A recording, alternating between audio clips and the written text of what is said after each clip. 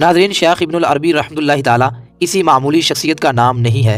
ये 12वीं सदी की अबकरी शख्सियत और अजीम फ़लसफ़ी मुफ़क्किर और मुहक्किक दानिश्वर हैं।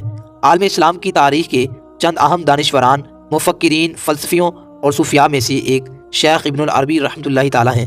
तकरीबन 500 किताबों के मुसन्निफ़ हैं। इनकी सबसे मशहूर किताब अल-फ़ुतूहातुल मक्किया है, जिसके 560 अबवाब और 4000 सफ़हात हैं। शेख इब्नुल अरबी रहमतुल्लाहि ताला को सूफिया ने शेखुल अकबर का लक़ब दे रखा है और आज तक ये लक़ब किसी और को नहीं मिल सका है। शेख इब्नुल अरबी रहमतुल्लाहि ताला का पूरा नाम मुहियुद्दीन मुहम्मद इब्नुल अरबी अल उंदलसी है। उंदलस के शहर मोरेसिया में 1165 ईस्वी में आप रहमतुल्लाहि ताला की विलादत हुई। आप रहमतुल्लाहि ताला के वालिद मोहतरम अरबी नस्ल थे और उंदलस में आकर उन्होंने रिहाइश इख्तियार कर रखी थी। कहा जाता है कि आप हातिम ताई की नस्ल से हैं। जिस वक्त आप रहमतुल्लाहि ताला की पैदाइश हुई उस वक्त उंदलस में खाना जंगी का माहौल था और कोई मुस्तहकम हुकूमत नहीं थी। उंदलस के सूबा अशबेला के हाकिम के यहाँ आपके वालिद मोहतरम का असर व रसूख था और दरबार में आना जाना आपका लगा हुआ था। आम बच्चों की तरह आप रहमतुल्लाहि ताला ने भी तालीम व तरबियत पाई और जवानी की दहलीज पर कदम रख दिया। लेकिन उस दरमियान एक ऐसा वाक़या पेश आया जिसने आप रहमतुल्लाहि ताला की पूरी ज़िंदगी को बदल दिया। वाक़या कुछ यूँ है कि एक मजलिस लगी थी, शराब का दौर चल रहा था। शेख इब्नुल अरबी रहमतुल्लाहि ताला भी जाम हाथ में लेकर पीना चाह रहे थे कि अचानक एक आवाज़ उनको सुनाई देती है, ए मोहम्मद, क्या तुमको इसलिए पैदा किया गया था? तुम्हारा काम शराब पीना और इस तरह की मजलिसों में शिरकत करना नहीं है। इस वाक़े के बाद शेख इब्नुल अरबी रहमतुल्लाहि ताला जाम हाथ से फेंक देते हैं और वहाँ से बाहर निकल जाते हैं। इस वाक़े के बाद इनकी कैफियत बदल जाती है। तसव्वुफ़, फ़िक़्ह और दीगर अलूम में इन्हें कमाल हासिल हो जाता है। इन्हें एहसास होता है कि हमारे सीने में जो इल्म है इनकी तबलीग और तशहीर के लिए उंदलस मुनासिब मुल्क नहीं है। चुनाचा वो वहाँ से निकल कर 1194 ईस्वी में मराकश पहुँचते हैं, जहाँ अबू मुहम्मद अब्दुल अजीज़ बिन अबू बकर अल कुरैशी और दीगर उलमा से मुलाकात होती है। मराकश में शेख इब्नुल अरबी रहमतुल्लाहि ताला एक खानका कायम करते हैं और तसव्वुफ़ को फ़रोग़ देते हैं। 2 साल के अरसे में इनका तवील हल्का बन जाता है। शेख इब्नुल अरबी रहमतुल्लाहि ताला फिर उंदलस लौट जाते हैं और कुछ साल यहाँ क़याम करते हैं। 1199 ईस्वी में इनके दिल में अल्लाह ताला की तरफ से ये बात डाल दी गई कि मेरे बंदों को उस करम के बारे में बताओ जो मैंने तुम पर किया है। चंद साल के बाद वो वहाँ से 1299 ईस्वी में मक्का मुकरमा पहुँचते हैं और तकरीबन 2 साल यहाँ क़याम करते हैं। उसी ज़माने में उन्होंने अपनी किताब अल-फ़ुतूहातुल मक्किया की तसनीफ़ शुरू की। उसके बाद वहाँ से बगदाद और इराक़ जाते हैं। चंद दिनों बाद यरूशलेम पहुँचते हैं और हर जगह तसव्वुफ़ और अलूम का एक हल्का कायम कर लेते हैं।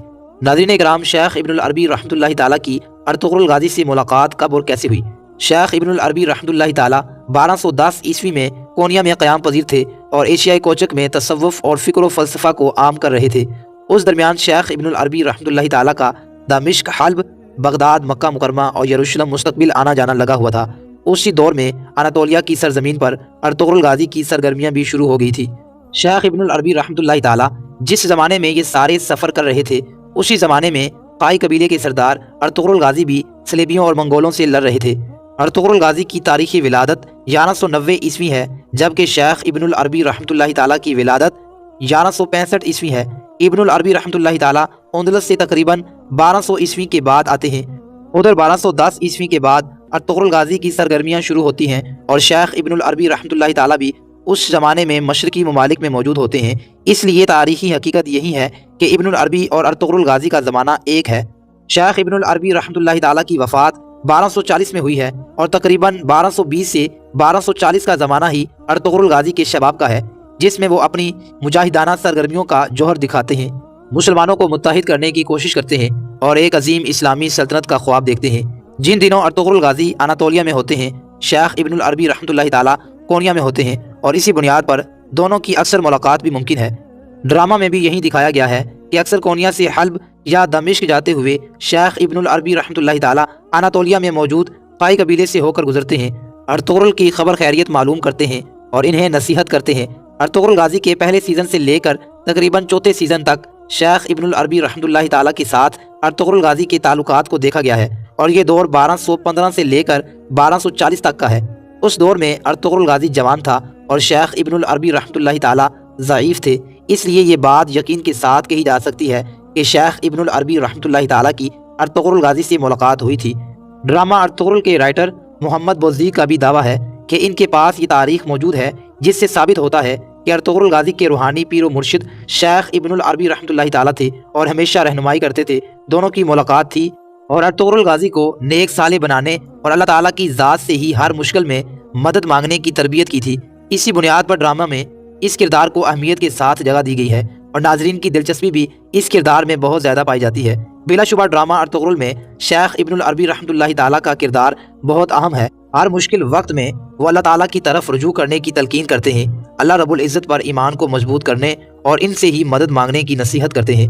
اکثر و بیشتر باتوں کا جواب براہ راست قرآن پاک سے پیش کرتے ہیں یا پھر حدیث شریف یا قول صحابہ سے پیش کرتے ہیں۔ شیخ ابن العربی رحمۃ اللہ تعالیٰ کا کردار ڈرامہ کو چار چاند لگاتا ہے۔ یہ کردار جس اداکار نے ادا کیا ہے ان کا نام عثمان سرگود ہے، ترک کے مشہور اداکاروں میں سے ایک ہیں۔ یہ 20 فلم اور ڈرامہ میں کام کر چکے ہیں۔